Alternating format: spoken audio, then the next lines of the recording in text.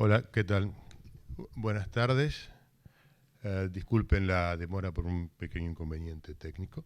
Esta es la segunda jornada, conversatorio, como suele decirse ahora, dedicado a los Beatles y al amor que todos sentimos por ellos. Hoy nos acompaña, voy a leer currículum breve de cada uno porque, como en el anterior, son bastante extensos. Silvia Oppenheim. En 1997 recibe un diploma al mérito en los premios Konex, rubro literatura. Publicó Lo leíste, una crítica literaria, y las novelas Ginebra, Vengo a buscar las herramientas, que es la última del 2021. Condujo para la televisión unos extraordinarios ciclos de difusión y discusión de la literatura, entre otros Página en Blanco, La lengua suelta, El fantasma, Nacidos por escrito, Libros que matan, Novelas inolvidables. Abel Gilbert es compositor, ensayista y periodista, es docente en la Universidad Nacional de Quilmes y en la Ditela. Ha editado 4 discos con su ensamble Factor Bursaco, es el autor de la ópera El astrólogo, que escribió el texto de la ópera La patria en la oreja de Marcelo Delgado. Ha publicado Astor Piazzolla, El malentendido, en coautoría con Diego Fischerman, que se encuentra en la sala, y con Pablo Lavarces, una biografía de Palito Ortega, un muchacho como aquel. Y en el mismo año editó Satisfaction en la ESMA, Música y sonido durante la dictadura, y es autor y compilador de Escuchar Malvinas. Luis Chitarroni, acaso el mejor lector que tiene en Argentina, es editor de La Bestia Equilátera, fue editora sudamericana, donde publicó a todos los autores que conocemos, entre otros Fowell, Piglia. En el 2021 ingresó en la Academia Argentina de Letras, publicó las novelas El cara pálida, Peripecias del no, Diario de una novela inconclusa, los cuentos La noche politeístas y los ensayos Siluetas, 1000 tazas de té, breve historia argentina de la literatura latinoamericana a partir de Borges. Miguel Rep es uno de los principales dibujantes y humoristas de habla hispana. Ha publicado y publica desde su nacimiento en el diario Página 12, desde su primer número, quiero decir. Por eso fue muy precoz, sí, siempre fue precoz, Miguel. Bueno, y realiza colaboraciones dibujadas para Telam y actualmente conduce Mundo Rep para la televisión pública. Colabora y colaboró con miles de medios gráficos, entre otros El País, La Vanguardia de España, y es autor de Bellas Artes, La grandeza y la chiqueza, Buenos Aires dibujada, y Rep hizo Los barrios, La Divina Comedia, El Quijote de la Mancha. Es el autor, no es que los dibujó, no es que es el autor. Postales, Platinum Plus, etc. Y los últimos son Diego, Nacido para molestar, y Evita, Nacido para molestar. Y sobre el final, luego del coloquio, vamos a escuchar a Hernán Jacinto, extraordinario pianista de jazz que ha tocado y ha colaborado con Spinetta, con Aznar, con Gustavo Bergali, etc. Así que bueno, damos lugar acá a esta gente. Muchas gracias por venir. Mirá, vos te toca ser Ringo. Hola. Vos sos Ringo. ¿Yo soy Ringo? Sí. Vos sos Paul. Ok. Vos sos Paul. Y yo Bueno, sos Harrison. gracias Bien. por... Perfecto, ¿eh? Gracias por venir. En verdad lo que vamos a hablar ya tiene su prólogo en el café que tomamos, porque hace falta que 4 personas que han sido construidas más o menos por el mismo ideario, por la misma música, se pongan en sintonía y parece que estuvieron hablando todo el tiempo de lo mismo. En rigor, esto es una boutad. Yo ya no escucho los Beatles, pero no se vayan. O sea, no los escucho porque ya los tengo tan internalizados, han constituido mi ADN, mi forma de entender la cultura, mi forma de articular mundos que aparecen encontrados, que hay una suerte de espontaneidad, de lugar, de hábitat con el que estoy vinculado, y todo lo que hago y todo lo que pienso en términos musicales o artísticos o literarios o lo que sea, tienen de alguna manera un método, como le decía Miguel, método Beatle. En rigor, tratando de explicar y explicarme y explicarles a ustedes un poco qué podía decir, recuperé viejos textos que había escrito y que me parecen bastante pertinentes. Textos que hablan de textos para hablar de discos. El el 5 de mayo de 1897 sale en Londres un libro amorosamente terrorífico, que es Drácula, de Bram Stoker, que debe ser la primera novela que da cuenta de un artefacto que define la modernidad, que es el disco, el grabador. Entonces hay una conversación entre Mina Hacker y el profesor Van Helsing, donde Mina le dice: el fonógrafo es un aparato maravilloso, pero cruelmente sincero. Y Van Helsing le responde: esos cilindros contienen mucho más de lo que usted imagina.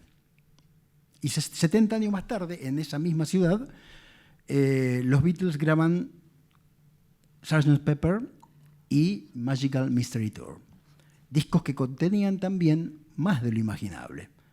O sea, los hijos de la clase obrera de Liverpool clavaban los colmillos en la yugular de la exhausta modernidad.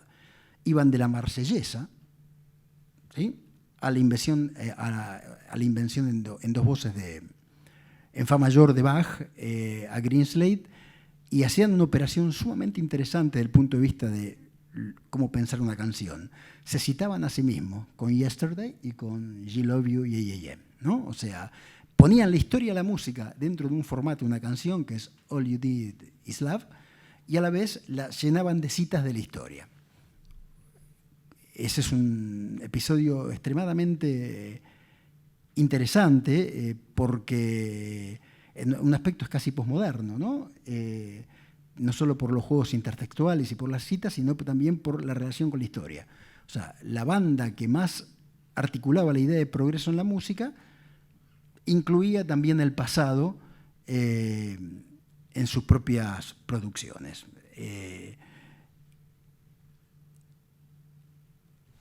Hay una cita de Humberto Eco en las apostillas de En nombre de la rosa, que de alguna manera nos dan cuenta hasta qué punto la emergencia de los Beatles en el mundo de la cultura no juvenil fue tan potente, ¿no? Entonces, él está conversando con Henry Pousseur, que es un compositor de la vanguardia académica de posguerra, belga, un compositor muy interesante, y entonces dice: años en que Pousseur, refiriéndose a los Beatles, me decía: trabajan para nosotros, sin darse cuenta aún que también él estaba trabajando para ellos.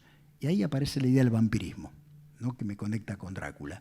O sea, el método Beatle, el método de la adultez de los Beatles, porque hay una paradoja. ¿Cuántas horas hay de música en los Beatles? 7 horas 18. Estamos hablando de 7 horas y 18, nada. Y si pensamos en la adultez de los Beatles, si la ponemos y la fijamos a partir de Robert Soul, que es cuando aparece por primera vez un instrumento ajeno al pop, que es el clave, ¿sí?, estamos hablando nada más y nada menos de 4 años de música, o de 4 años de producción musical. Y son 4 años de vampirización permanente de todo, de los clusters, de los procedimientos aleatorios, de la música electrónica, de la música concreta, del music hall, de todo tipo de cita posible y de operaciones casi yoycianas, ¿no? Y en ese sentido hay algo que todavía, casi más de 60 años después, nos deja en estado de festiva perplejidad cuando aparece, no cuando lo escuchamos, porque si no me estaría contradiciendo, cuando parece invocada la figura de los Beatles, ¿no? Y que tiene que ver con el momento irrepetible también de cruce de lo alto y lo bajo en la cultura. ¿Sí? Cuando se hace Sgt. Pepper y cuando se pone en escena con esa portada, Sgt. Pepper, aparecen todas las marcas culturales posibles. O sea, los que se atreven a poner a Karl Heinz Stockhausen, pero también a Marx, que también ponen a Buster Keaton, que también ponen a Poe. Yo lo recuerdo y posiblemente debe ser una experiencia compartida, buscar en la tapa esos nombres propios para tratar de educarme con esas, ¿no? Sí. A tal punto, fíjate vos, Edgar Poe. a tal punto de que yo, que vengo de familia comunista y comunista tradicional, y veo Marx, entonces encuentro una situación de conciliación con la biblioteca de mis padres.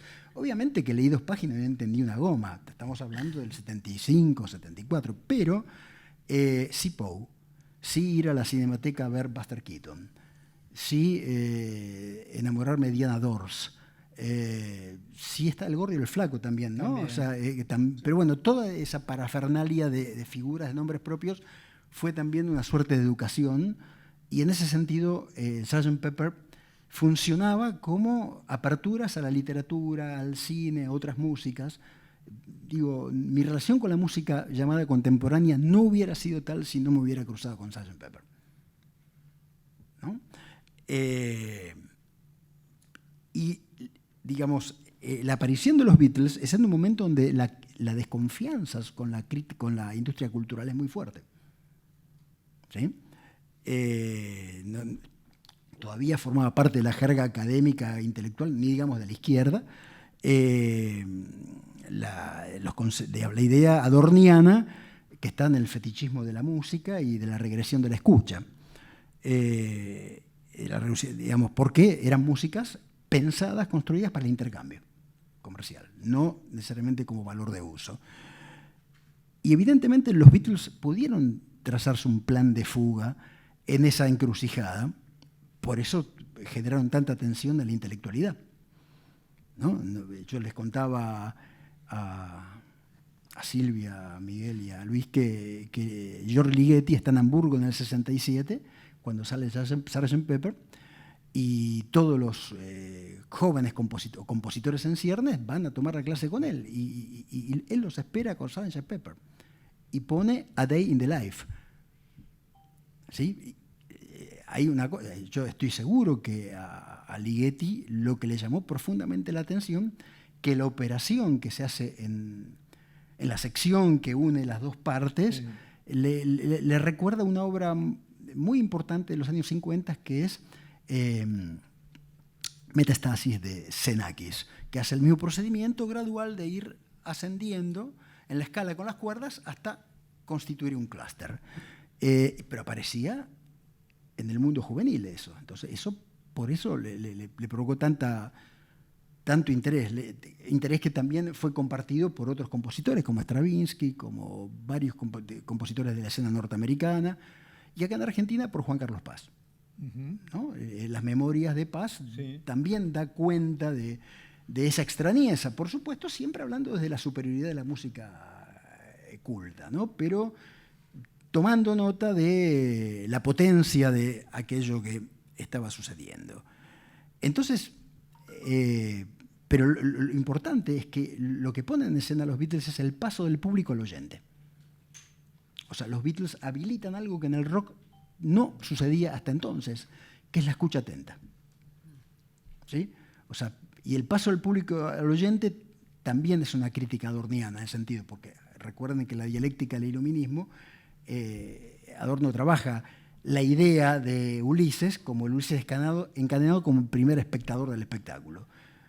Pero lo que pasa es que lo que habían habilitado los Beatles en ese momento es el oyente consciente y el oyente crítico y el oyente entusiasta a poder abrirse a todo lo que sucedía en ese objeto, en ese llamado disco.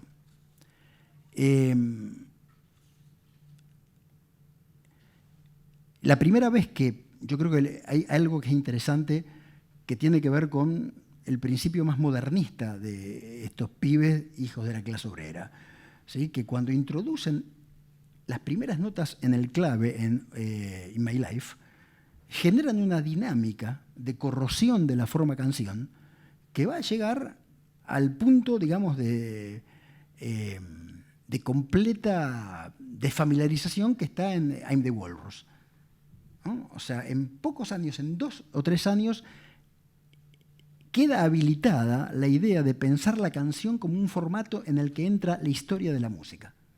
Entran todos los procedimientos.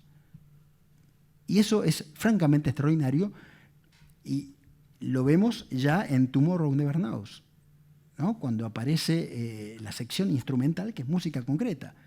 O sea, McCartney la saca de Radio France y del GRM y la trae al mundo de la música pop. Trabaja con 5 loops que hace en su casa cortando con una Gillette y lo pone ahí en el medio. Y después llega a esa suerte de éxtasis en Revolution No. 9, donde Lennon trabaja también con fragmentos de los estudios sinfónicos de Schumann, de Vaughan Williams, de la Sinfonía 7 de Sibelius. Pero aparte los Beatles tuvieron algo verdaderamente singular, que no tiene que ver con el crecimiento piloso en sus cabelleras, sino con que hasta tuvieron su momento de extrema politización. Y que lamentablemente eso no repercutió en Argentina, porque bueno, como dice Aira, ¿no?, el desfasaje de los usos horarios, muchas cosas acá llegaban más tarde.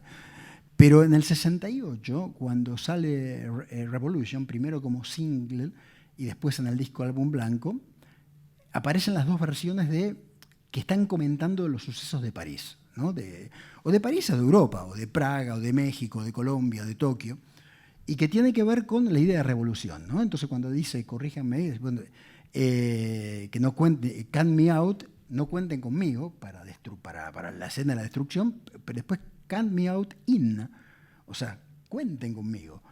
Porque la primera versión de Revolution provoca un profundo desagrado en la contracultura, tanto inglesa como norteamericana, y especialmente en lo que se conoció en su momento como la New Left, ¿no?, la nueva izquierda. Pues Lennon, que era nuestro héroe, está diciendo que no cuenten conmigo. Entonces la respuesta inmediata es count me out in. Pero Lennon es mucho más agudo, mucho más sagaz, porque dice que en verdad Revolution 9, que se basa la idea en una obra de Stockhausen que se llama Himno, presenta la idea de revolución como abstracción. O sea, es mucho más osado, es mucho más sagaz de lo que podía presuponer el mundo de la izquierda en ese momento. Entonces hay un aspecto que a mí me fascina mucho, que es las apropiaciones desde la música escrita o las configuraciones de una generación a partir de la escucha de los Beatles. Otra tiene que ver con los modos de recepción. En Argentina, que en principio se llamaron Los Grillos, los primeros discos de los Beatles se llamaban Los Grillos.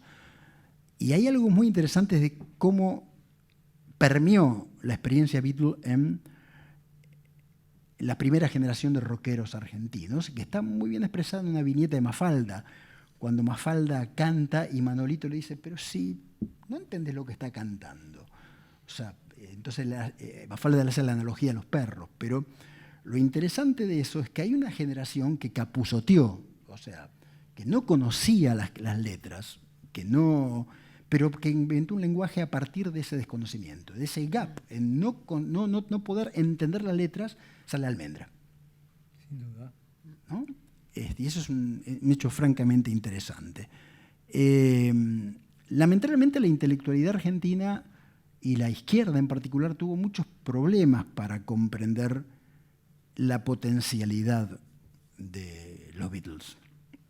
O sea, eso que pudo tener una zona de la intelectualidad afuera. Hay textos fantásticos de Martin Amis, de Kureji, de un montón de intelectuales que dicen, acá está pasando algo diferente. Esto no es entretenimiento, ¿no? Y está en la zona de la música popular. Y era lo que les contaba a ustedes de una investigación que estoy haciendo que tiene que ver con la recepción de los Beatles en Cuba en medio de la revolución, ¿no? O sea, donde la reacción del liderazgo cubano es análoga a la de los pentecostales norteamericanos. O sea, tienen la misma aversión porque lo que hay en disputa sin púlpito. O sea, así como cuando comienza la British Invasion en el 64, las iglesias evangélicas se asustan y buena parte de sus sermones y sus intervenciones tienen que ver con qué hacemos para frenar esto. Sucede algo parecido en la isla. En rigor, aparte, con los equívocos sumamente curiosos. Hay un famoso discurso de Fidel contra los Elvis Presleyanos. Pero lo interesante es la experiencia de Allen Ginsberg cuando va en el 65 a La Habana y es expulsado. El poeta Beatnik lo acompaña, ¿sabes quién? Miguel Grinberg. Sí, va con él. Razón. De Pero contemporáneo. Claro, pero Grinberg nunca dio así como, nunca ha contado esa experiencia. Lo interesante de eso es que Grinberg es expulsado. Y Ginsberg es expulsado de la isla. Y siempre se consideró que eso estaba relacionado con la cuestión de plantear otra de las fobias del castrismo en los primeros años, que era la homosexualidad. Y no, tiene que ver con la cuestión Beatle. ¿Por qué? Porque él se reúne con las autoridades de la cultura y les dice, estos chicos van a estar en Bahamas filmando Help. Yo los llamo y vienen, y se arma un lío tremendo en el mundo. ¿Y qué le responden? ¿Qué se imaginan? Aventuren. ¿Nadie imagina nada? Bueno, le dicen, no, dicen, estos chicos no tienen ideología. Es interesante porque cuando Sartre escribe Huracán sobre el azúcar en el 60, lo que reivindica, a diferencia de las experiencias del Este, es esta revolución joven sin ideología. Entonces, ¿qué hace Ginsberg? Repite, porque es testarudo, y la va a ver ahí de Santa María, que era la presidenta de la Casa de las Américas, y le dice, ¿puedo traer a los Beatles?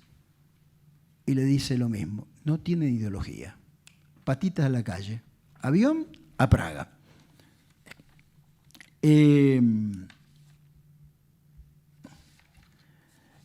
Digo, para terminar, entonces esa tensión sumamente interesante entre, por un lado, una politicidad no comprendida, que el que la va a comprender en cierto aspecto es Salvador Allende, que intenta en el 72 traerlo a Santiago de Chile.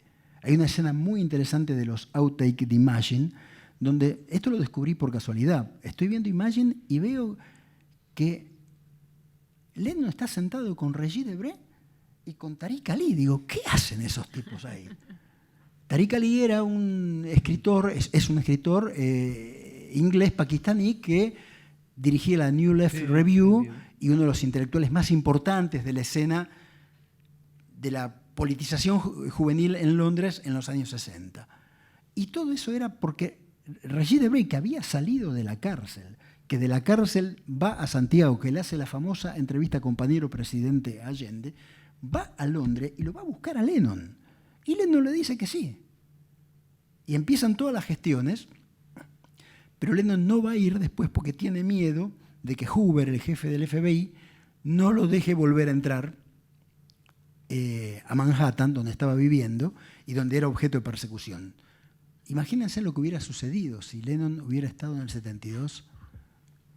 ¿Cuántos equívocos hubieran disueltos? Y se los digo, digamos, porque si ustedes vieron la hora de los hornos, y posiblemente muchos la vieron, hay un momento donde se pone la música de Sgt. Pepper para ponerla como síntoma de la alienación. O sea, parte de la intelectual argentina no entendía ni medio.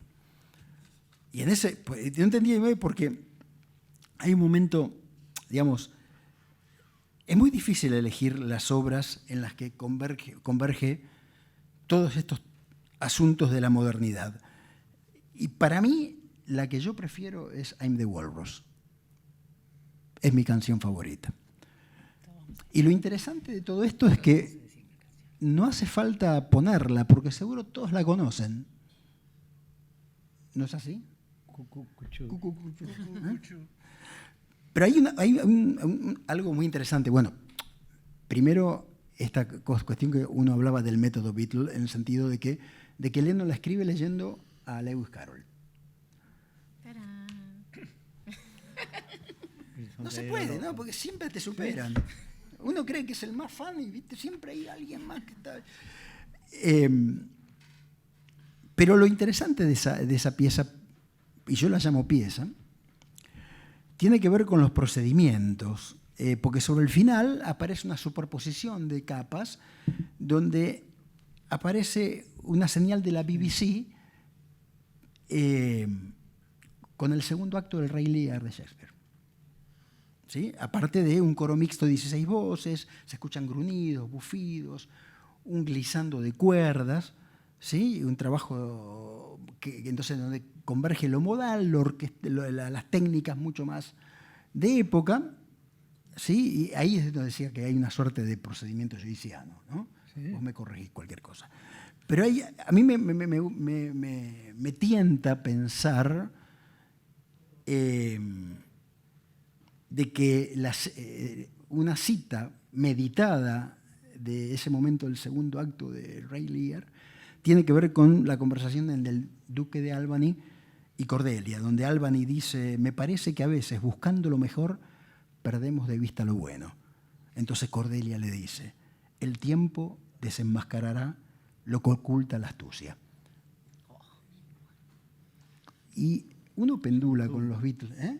Solo tú, digo, podría decir, ¿no? Sí. Uno pendula, con lo que uno le gusta articular, ¿no? Un discurso floreado, lleno de citas, ¿no? Pero finalmente hay un comienzo a la escucha. Y uno, al principio, lo único que quería era cantarle a una chica I love her. ¿Sí? Pero bueno, la música me llevó por otros lados. Bueno, muchas gracias y les voy a dejar el lugar a mis amigos.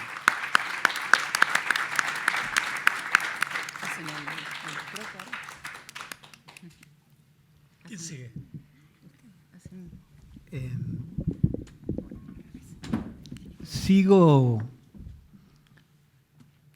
Sigo en ráfagas yo, porque lo lindo será que conversemos, ¿no? Y no. Sigo con una... Te puedo interrumpir entonces. Solamente te pido, porque van a ser las únicas intervenciones inteligibles. Yo voy a ser brevemente anecdótico en el sentido en que Roland Barthes, cuando nadie le pregunta nada en Barthes por Barthes, dice: el problema que me formó fue el dinero, no el sexo. Es decir, el dinero para esa burguesía francesa a la que pertenecía Barthes, que había nacido en 1914, era el de los pequeños desajustes económicos, no llegar a fin de mes, tener que pedir prestado, esas especies de humillaciones arleanas, ¿no?, que se vivían. Y el problema que me formó a mí, sin duda, fue el dinero, siempre, ¿no? Desde que compré Sgt. Pepper en un supermercado que quedaba en Pompeya, que se llamaba Satélite, creo, que después desapareció. Ahí compré Sgt. Pepper. No, uno que fue uno solo. Satélite. Sí. Y ahí vi esto que contaba Abel, que es lo de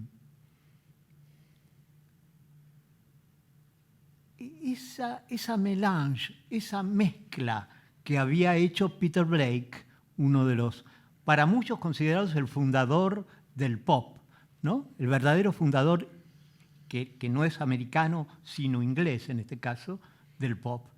Y las múltiples relaciones que van entablando los Beatles con, digamos, la alta cultura, que son muchas, desde que Paul es el primero que se muda a Londres para estar atento a todo.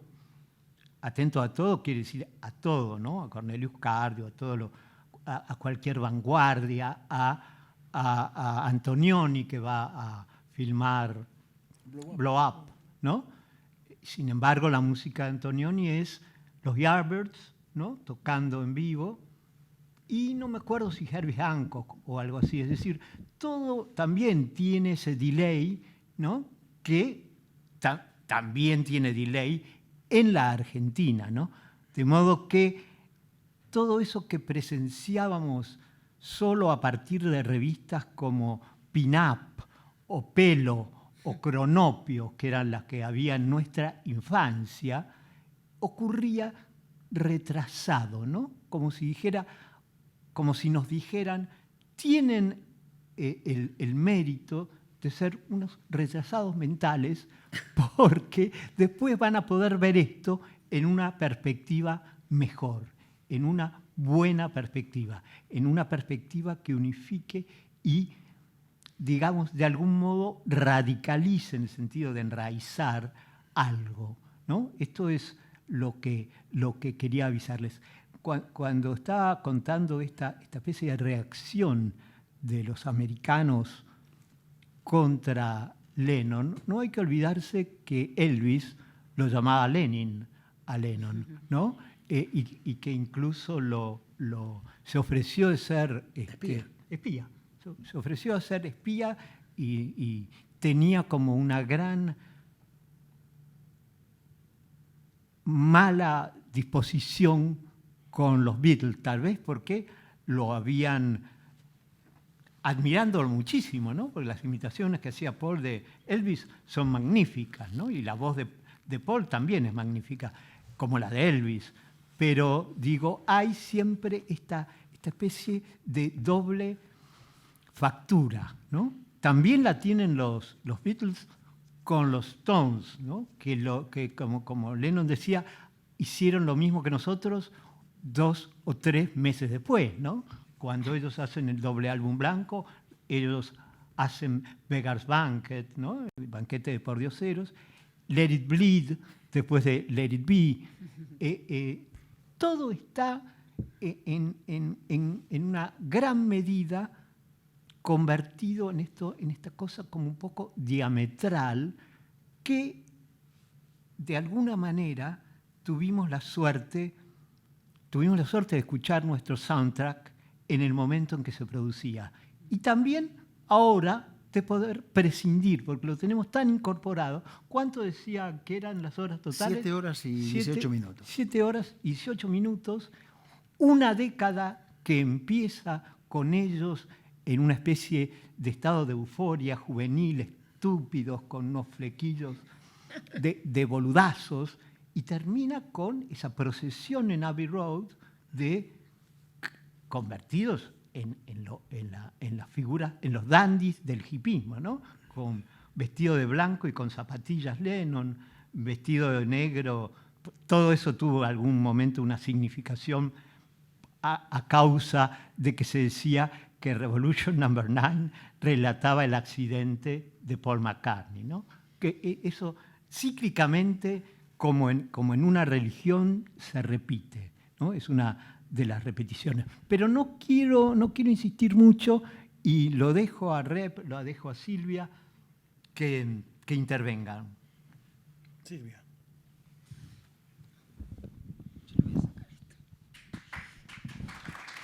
Estaba esperando el aplauso, ¿no? Bueno, yo en realidad vine medio de espía para escucharlos a ellos. Como Elvis. Sí, soy la Elvis. Pero escribí un texto porque cuando me convocó Luis Sagasti, primero dije, sí, yo escuchaba a los Beatles de prestado, como casi toda mi infancia fue de prestado, porque tenía hermanos mucho más grandes que yo.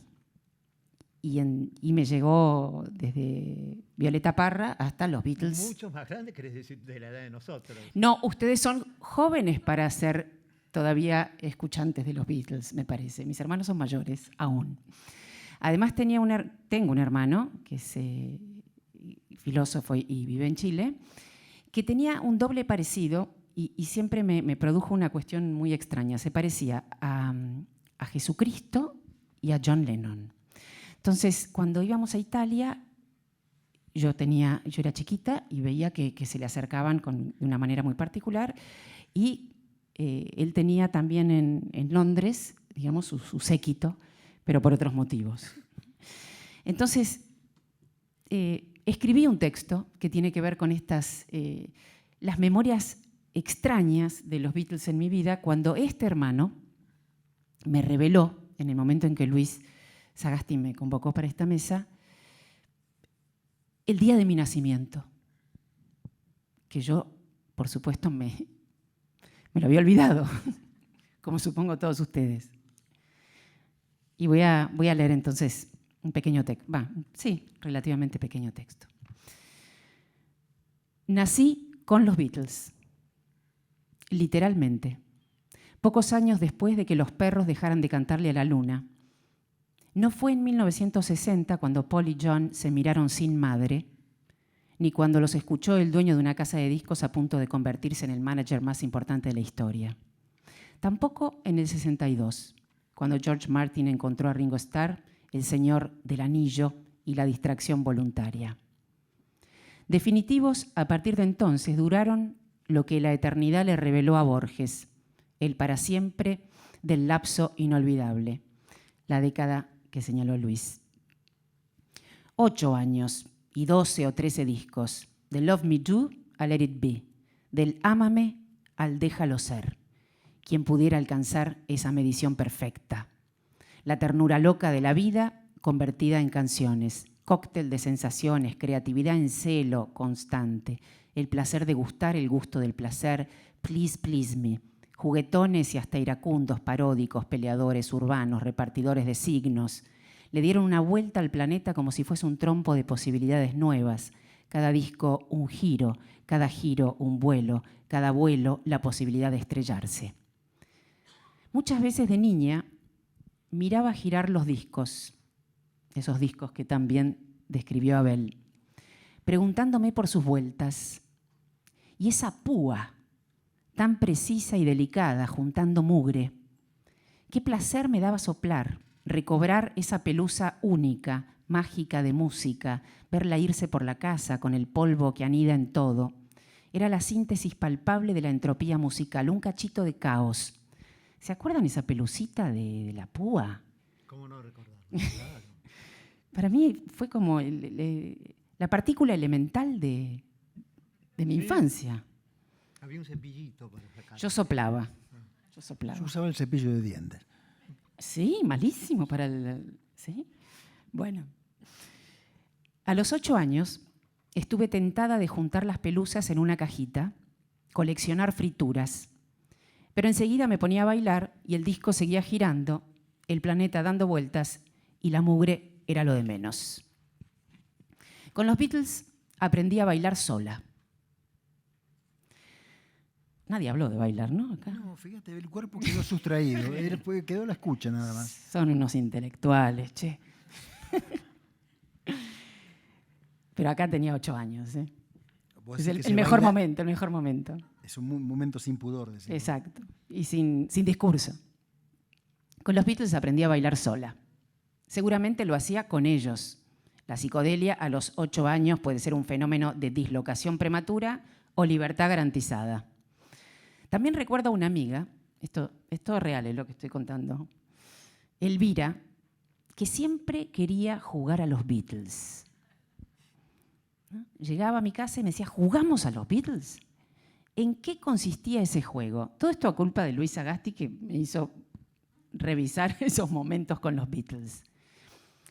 Ahora lo evoco como una obra íntima de niñas despidiéndose de los muñecos, de las muñecas, de Barbie, de Kent, alcanzando la primera representación de los cuerpos apasionados.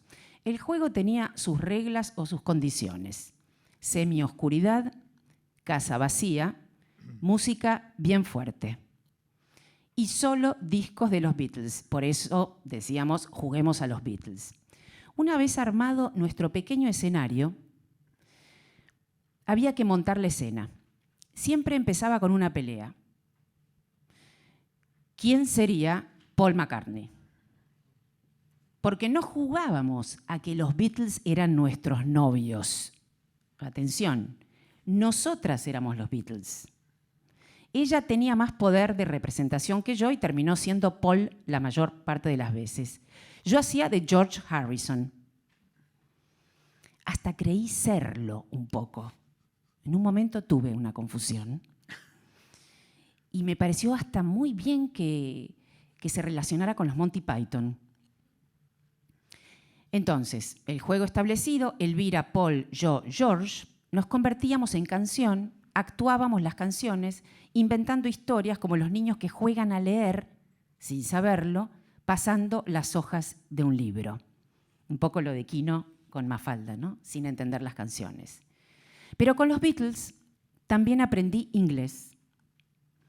En mi casa el autodidactismo siempre fue una pulsión de vida. Mi padre se escapó de la fábrica de su padre a los 15 años y con 4 lenguas encima, aprendidas a escondidas, luego de dormir en bancos de plaza, fue a pedirle trabajo a Victoria Ocampo en la revista Sur como traductor a los 18. A mí, no. A mí no me pasó no tuve esa experiencia maravillosa, pero tuve otra. Me enseñaron los Beatles en secreto todas las noches. No sé si eso vale como autodidactismo. Tenía muchas pesadillas y me ponían música en lugar de contarme un cuento. Tenía el tocadiscos, ¿se acuerdan esos tocadiscos con el bracito? Sí, sí, el Winco. Sí. Pero que uno podía poner varios. Había 3 niveles. Exacto, Automático. que iban cayendo. Yo tenía ese tocadiscos con el brazo que hace caer el LP siguiente. Mis padres elegían siempre... O el single, sí, valía también. Y con los Beatles los hay. Pero mis padres elegían siempre un disco rojo, nunca me voy a olvidar, de María Elena Walsh.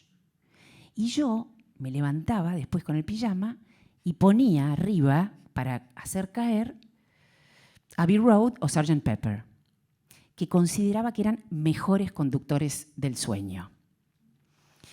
Mi inglés es pobre, pero confieso que está lleno de vida. Melodía, nonsense y psicodelia. Para mí, todas las madres serán Julia y la belleza se llamará Michelle.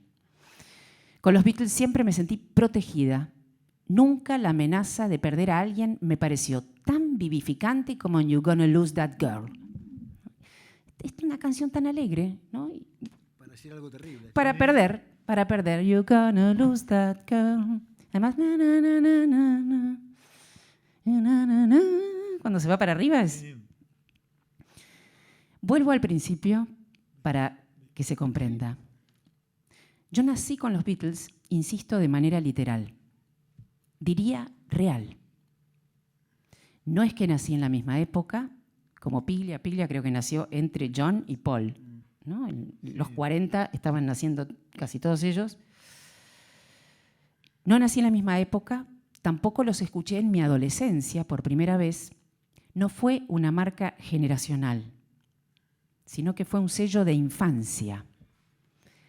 Y además, nací con ellos porque mi madre estaba embarazada y yo muy tranquila, oteando el mundo adentro, ¿no? A través del ombligo, como se autorrefiere Nabokov en la primera página de su autobiografía, que empieza a narrarla desde la panza, mirando por el ombligo de la madre. Yo no estaba apurada, como mi otro hermano, que rompió bolsa y nació en la ambulancia. Me imagino más bien pachorra flotando con la felicidad no elaborada de que me llevaran de aquí para allá sin necesitar nada, sin dilaciones, hasta que una noche, precisamente el 3 de enero de 1966, mi madre sacó entradas, fue mi ticket to live, para el estreno de una película. 9 meses de embarazo. Y se le ocurre nada menos que ir a ver Help. Ya instalada en la butaca, junto a mi padre, estaba ella y mis otros hermanos, quizá estimulada en parte por el erotismo que Bartes le atribuye a la sala oscura, pero también por la música novedosa, apenas escuchó la palabra mágica Help, comenzó con contracciones. O sea, yo, pidiendo ayuda para nacer, o bailando, qué sé yo. Qué lindo.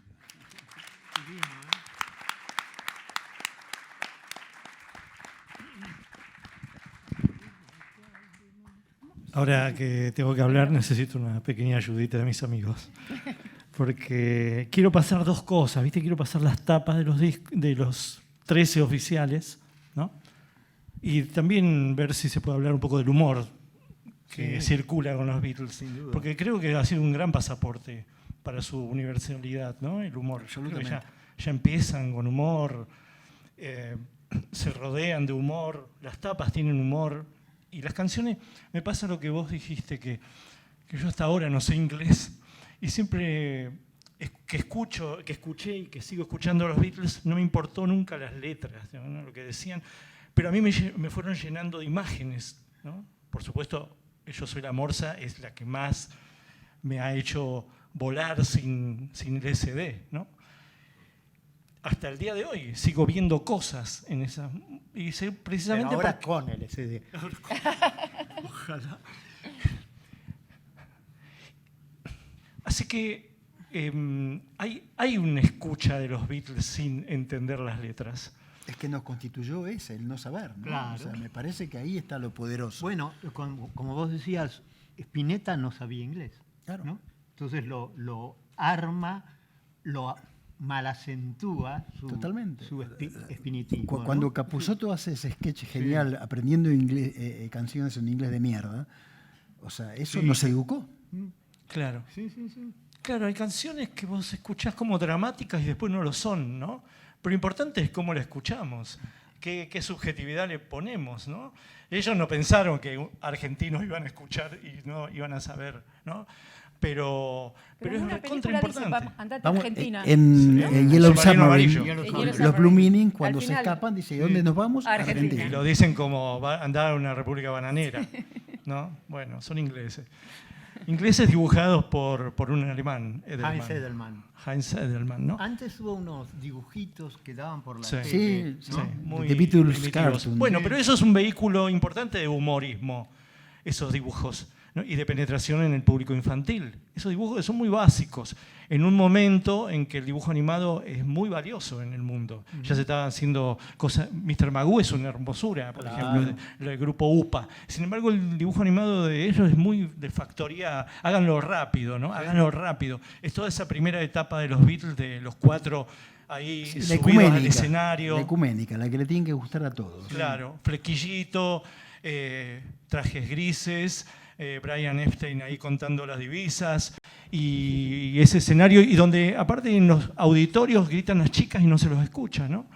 Entonces es una especie de Beatles que a mí nunca me gustaban, realmente no me gustaban. Claro, después cuando creces y escuchás querés todo, ¿no? Querés entender Hamburgo, querés entender la infancia de cada uno. Sí, sí. Todo. Te interesa Stu Zuckler, Astrid, Klaus Bormann. Totalmente. Todo termina gustándote o por lo menos alimentándote esa cosa que te constituye, como vos decís, ¿no? Te constituyen los Beatles como una propuesta, que sé yo, a mí se me puede complementar también con la propuesta de vida o de mirar su contemporaneidad de Picasso, ¿no?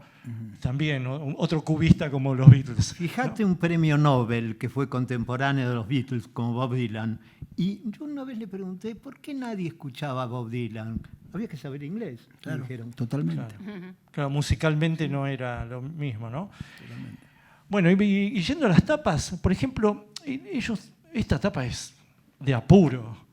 Es una tapa de apuro, Y ¿no? después la repiten, ¿eh? Y después la repiten haciéndose el chiste. Sí, Convocan al mismo fotógrafo, que es un fotógrafo muy prestigioso, sí. tipo surrealista, un barbudo, qué sé yo, Sí, sí. pero que hace esta tapa medio, me parece que suben a la misma al altura. primer Sí. piso se suben. Fíjate, el chabón está ahí, le dice, súbanse ahí nomás, le saca la foto, pero ya hay una propuesta de sonrisas, ¿no? Ya hay una propuesta de agradar.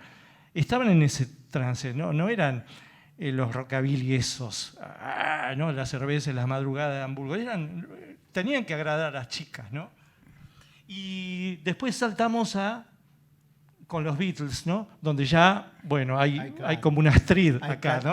Claro, oscuro. Cambian de fotógrafo, este es Freeman, que va a hacer varias tapas, y ya como hay una composición, ¿no? Porque fíjense, ¿no? Parece como si ellos estuvieran todos en una hilera y lo cortaron a Ringo y lo metieron abajo. No es así, es una foto original, solo que no entraba en el cuadrado, sino Ringo. Entonces le dijeron, vos sos el más bajito, ponete ahí, ¿no? Le metieron una luz a la derecha de ellos y quedó una tapa sombría. Digamos, la primera tiene algo de humor, ¿no?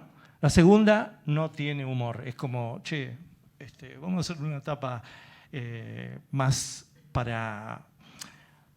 seria, ¿no? Parecen mods. ¿Eh? Parecen mods. Parecen mods, sí. Sí. Bueno, va pero a ser están lo que mirá la expresión de Paul, ¿no? Sí, está estupefacto, ¿no? Los otros no, bueno, es raro, están muy posados, cosa que no vamos a ver mucho en Esos ellos. flequillos no se los impone Epstein, se los impone Astrid Kirchhardt, precisamente, que los hace cambiar del peinado con tupé, Claro. como decía en la primera biografía que yo leí, que era la de Hunter Una Davis. incisión, Miguel, antes que... Sí.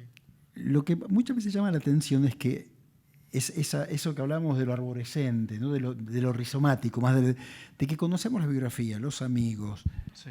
las Sí. novias, Mm. los fotógrafos. O sea, Las ¿no? influencias Es y como El las, nombre de los perros. las influencias y las, Mazo. ¿no? las influencias y las exfluencias. Claro, totalmente. Claro, y eso, los Beatles centripetan y centrifugan, ¿no? Pero son terribles, hacen todo, pero después lo generosean por ahí, ¿no? Vamos a la próxima etapa, que es esta que ya tiene que ver con una película, ¿no?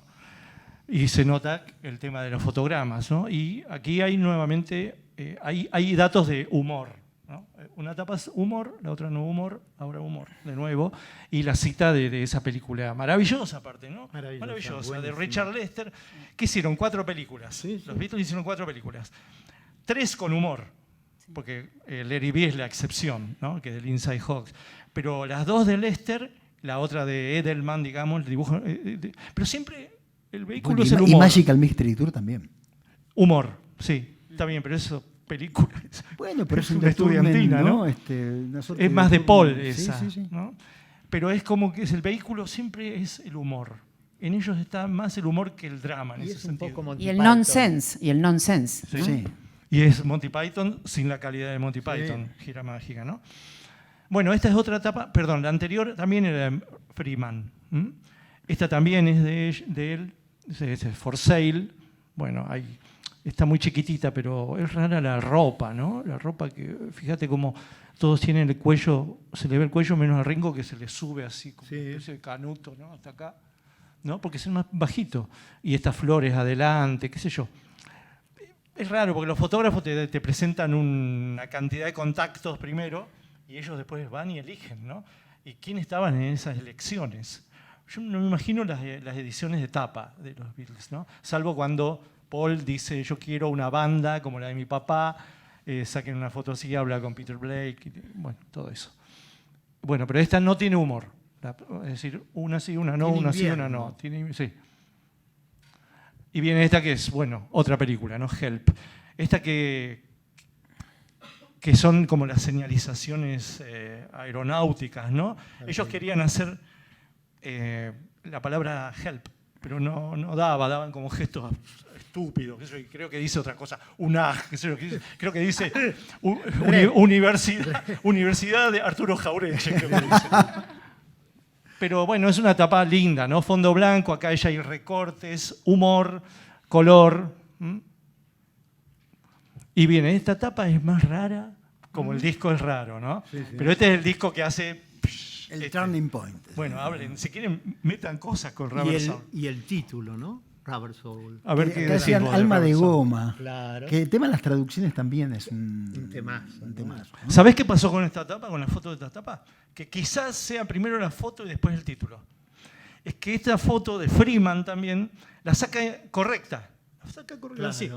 Pero la presenta en diapositivas y tenía que poner ¿viste la máquina de diapositiva que vos le pones un libro, qué sé yo? Entonces la cede la madera así y queda deforme. La diapositiva queda deforme, ¿entienden? Sí, sí. Y entonces los Beatles le dicen, o quien estuviera dice, quiero esa, y queda deforme. Esa deformación también se empieza a aplicar en la forma canción. La canción se deforma. Ajá. Ya empieza a ser otra cosa. Rubber Soul, claro. Claro. Por ejemplo. In My Life. Ah, O sea, meter ok. un clave barroco, un instrumento barroco. Claro. Claro, ya como que empiezan a retirarse de la escena de las giras, ¿no? Sí, sí. Estudio. Es que el estudio es el lenguaje. Mm. O sea, y esto es también un cambio fundamental de que los acerca a la idea del estudio como nuevo modo de escritura. Sí. Muy rústico, porque había 4 canales, no había Y mucho. aparte ya hay psicodelia, ¿no? Porque esa tipografía es bien de la psicodelia, Sí. ¿no? Allá hay un letrista que conchaban, que le dice, mira, queremos una letra así, que se ubique en ese triángulo. Y ellos ya empiezan a imitar a Oasis, como verán. Sí, ¿No? Se adelantan. Se adelantan en el tiempo, como 25 años, imitando a Oasis. Bueno, ahí viene esta, que es una etapa increíble de un amigazo de ellos, de la Klaus época de Burman. Hamburgo, ¿no? Klaus Burman, un músico, y que hace una etapa, bueno, la anterior sin humor, esta ya con humor, porque se están de alguna manera. Hay que bajarse de los Beatles y no poner una foto así para vender, ¿no? Decidir una etapa blanco y negro. Sí. con una línea, qué sé yo, que remite a, no sé, a otro tiempo, una cosa más romántica, tipo Bersley, ¿no? Y con collage, ¿no? Donde sí meten, recortan y pegan, ¿no? Recortan y pegan fotos que había de Freeman, y también creo que por ahí está Klaus Burman. Firma. Sí, sí. Él firma, pero también se pone. Pero también el título, todo es raro acá. Fíjate, Y es raro el disco y es el gran cambio ya Esa institucionalizado. lógica ¿no? entre la representación gráfica y lo que pasa en la música. Es el primer disco donde aparece el collage, en Yellow Submarine y en Tomorrow Never Knows. O sea, ya ok. la música sale, digamos, sale del género, se transgeneriza.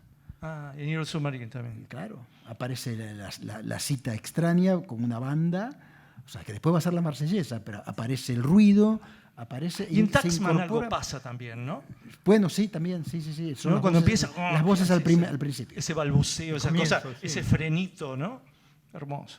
Bueno, en esta humor. Bueno, acá es... Miguel, disculpe, tenés que ser más objetivo. Esta es una mesa de personas Sí. que se amparan en el saber y en los datos, no en las emociones. Sí, bueno, perdón.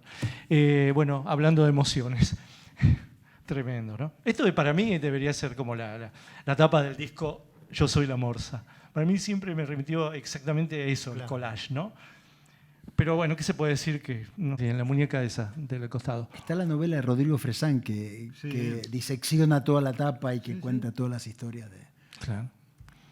Bueno, esta tapa que es horrible, ¿no?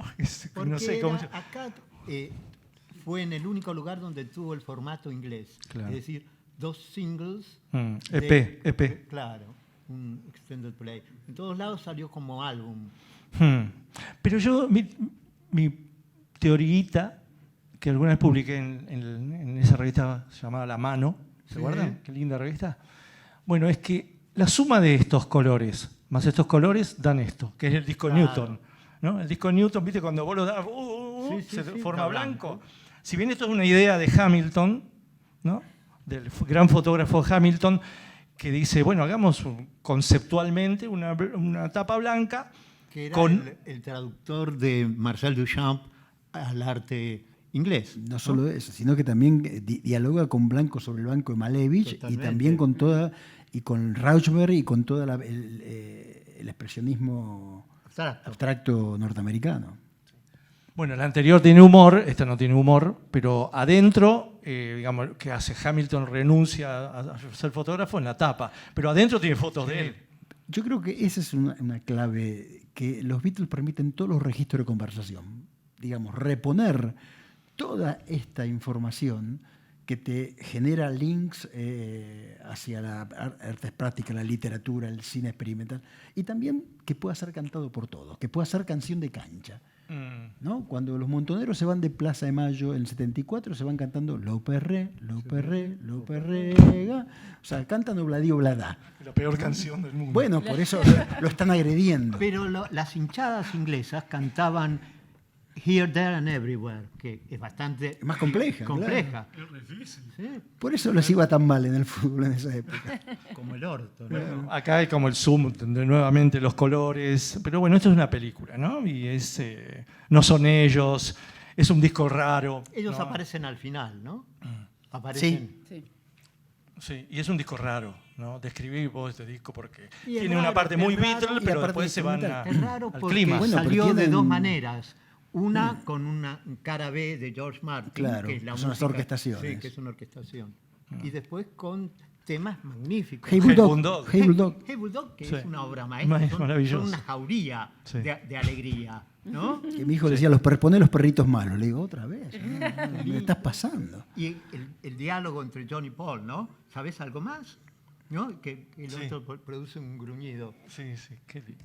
Bueno, y vamos a esta que es la última, pero la penúltima. ¿no? Claro. Oficialmente es la penúltima, pero para nosotros es la última, porque termina aparte con The End.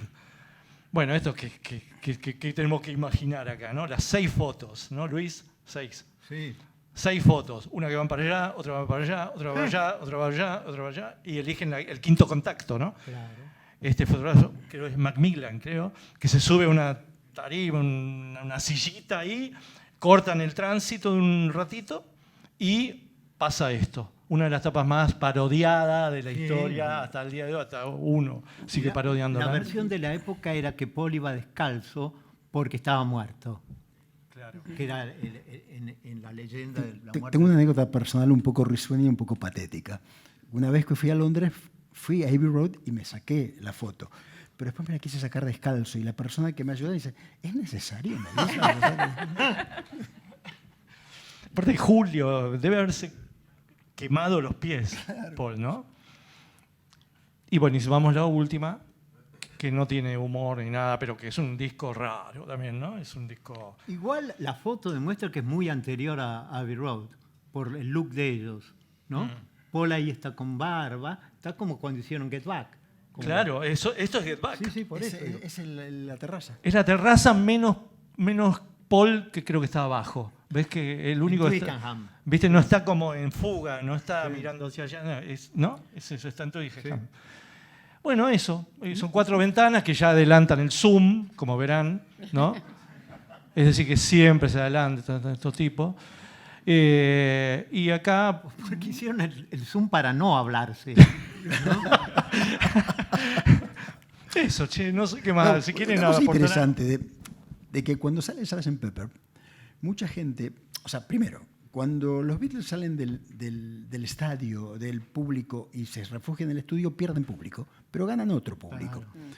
Y lo que sucede con Sgt. Pepper es que mucha gente pone los parlantes en las ventanas para comunicar la buena nueva. Acá estaba pasando algo y 2 años después ese concierto se cancela por ruidos molestos, con intervención policial.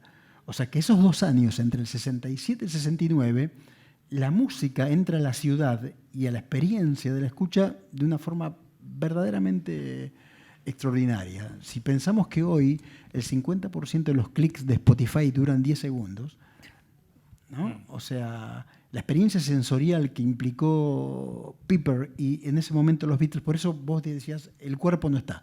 No está el cuerpo, es cierto para muchos, pero estaba la escucha. La escucha que se ligaba con la experiencia que venían de las músicas de tradición escrita. El cuerpo entra en Two Virgins, de Lennon y Yoko, ¿no? Sí, Bueno, porque entra con Yoko. me parece que siempre estuvo la alegría y el humor en estos tipos, que han sido un grupo de amigos hasta que dejaron de serlo, pero que siempre nos han vendido esa celebración de la amistad y creo que nos han hecho amigos también nosotros. ¿Viste? Vamos Nosotros a formarnos como- un grupo ahora nosotros. No, nosotros. Vamos a comunicarlo. Creo que Pero ya nos separamos. Creo que nos alegran, creo que nos siguen alegrando la vida porque nos sentimos amigos también ahí, ¿no? Viste que cuando uno ve a un amigo se caga de risa, ¿no? Aunque no hayas hablado. Y me parece que estos tipos han generado eso, que una cosa perpetua de la amistad y bueno, y que el humor es re clave, más allá de todo lo que hemos descrito. Y de la complicidad, digamos. Que yo creo que los Beatles se separan cuando ya no pueden establecer complicidades, pero también cuando ya se sienten muy limitados y muy agotados en sus procedimientos. O sea, ya el 69 es In the Court of the Crimson King, ya claro. pasa otra cosa en la música. Hay un momento extraordinario en Get Back, en el libro de las conversaciones, que están todos ahí en las sesiones que muestran la película y Lennon es un drogón, está medio en cualquiera, Harrison no llega, entonces Paul le pregunta a Ringo si había visto el concierto de Cream, que era el concierto de despedida en la televisión. Y Ringo le dice que no le gustó. Y Paul le pregunta por qué. Y porque hay un solo de batería de 10 minutos de Ginger Baker. O sea, la música ya se expandía hacia otro lugar y ya se sentían como ciudadanos de otro mundo. Sin duda, porque hay muy pocos solos de batería de Ringo, ¿no? El de The End. En The End. Quizás la amistad que dice Rep tiene que ver también, Miguel, perdón, tiene que ver con que casi todas las canciones de los Beatles justamente son cantadas aunque no se sepa inglés. Son todas canciones que se cantaron y que se siguen cantando. No siempre se puede cantar la música. Y hay una felicidad de que salga, no solamente de que no solo se escucha, sino que se la encuentra. Porque cuando la música se puede cantar es porque aparece la memoria. Entonces, si no hay memoria, Claro. hay un aspecto de la música que es absolutamente nominativo. Es su prehistoria, ¿no? Es nominativo en términos de que vos podés escribir algo de lo cual no recordás la experiencia. Bueno, y como esto es una mesa de amigos, hablando de amigos, también queremos nombrar al gran amigo Luis, porque armó las dos mesas y que sin él no hay Beatles. Sin él no hay Beatles. Bueno, Él antes es de, el Y sin todo quinto lo que están Beatle acá. o es el 0,1. antes de separarnos como grupo, queríamos saber si ustedes tienen alguna pregunta o algo para... Ahí O tiene alguna para eso. canción favorita. Podríamos hacer como un fetichismo así Sí. Bueno, de empecemos biblioteca. empecemos nosotros. Él ya dijo, I'm the Walrus. ¿vos? Yo Across the Universe. Ay, qué linda. Lennon. Prudence. Dear Prudence. No, sin dije duda. yo. Bueno, lo mismo. Yo repito. Bien. Ah, bueno. ¿Y ustedes? ¿Por ahí? Muy bien. ¿Cuál? Yesterday. Yesterday. Mm. Ah, mira qué bien. Mira. Voy Va- a cambiar. va ganando Por Dear No Prudence. One. Ah, Bien. claro. Podemos ir cambiando. Claro.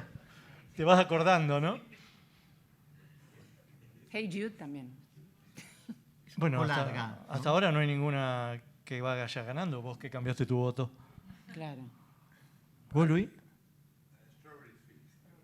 Strawberry. Va a ganar esa. No gana. ¿Eh? A ver quién da más, y la cortamos cuando haya un... Allá. Hay ver. una mano. Es hermosa. Sí. Bueno, che, alguien que Hagamos un disco. desempate. Bueno, no desempate. ¿Alguna pregunta aparte? ¿Alguien quiere...? Bueno. No sean tímidos. Yo por ahí podría comentar una cosa en base a lo que dijeron de esto de no saber inglés y cantarla igual. ¿What? Me pasó yo soy muy fanático hace muchos años, me pasó de hace un mes enterarme que Maxwell Silverhammer, que siempre me pareció una música como juguetona, habla de un asesino en realidad. Sí. Y menciona la patafísica Claro. de Jarry, ¿no? Sí, sí. Claro, digo, las letras... Y Obladi Oblada también tiene una letra relacionada con la defensa de los jamaiquinos en Londres. Digo, después, lamentablemente... Bueno, los Beatles que se criticaban mucho entre sí, ¿no? Cuando tienen que tocar, creo que Maxwell, dicen, vamos a hacer esa cursi que escribiste, creo que le dice George a Paul. Que no debe ser la única vez que le dijo. Y no, por eso digo, claro. Bueno, Luis, vos moderás, vos terminás.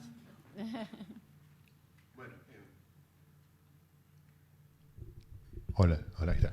Sí que es como No. mímica. Bueno, no, vamos a agradecer acá a los participantes.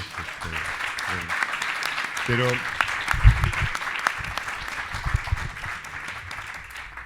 no, ahora vamos a escuchar a un extraordinario pianista de jazz, Hernán Jacinto, que va a jugar, a interpretar o a releer temas Beatles, por supuesto. Jouer. Vamos abajo, ¿no? Jouer le piano.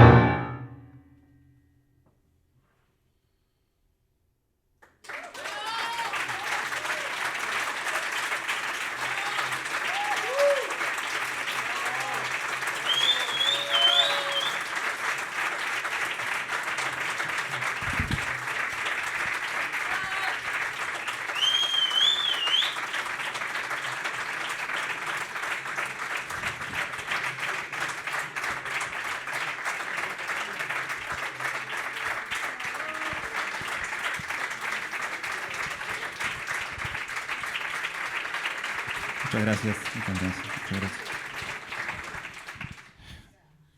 Tengo que bajar un poco los latidos del riff de I Want You. Bueno, nada, no les voy a nombrar los temas porque fueron como 40. Espero que alguno lo haya reconocido. Alguien haya reconocido alguno. Y la idea era como tocar un poco una obra de todo lo que me gusta a mí o lo que sé tocar por lo menos en el piano. Nada, muy contento y agradecido de que estén acá en este evento hermoso. Somos todos fanáticos, calculo. Así que bueno, nos veremos pronto en algún lado. Gracias.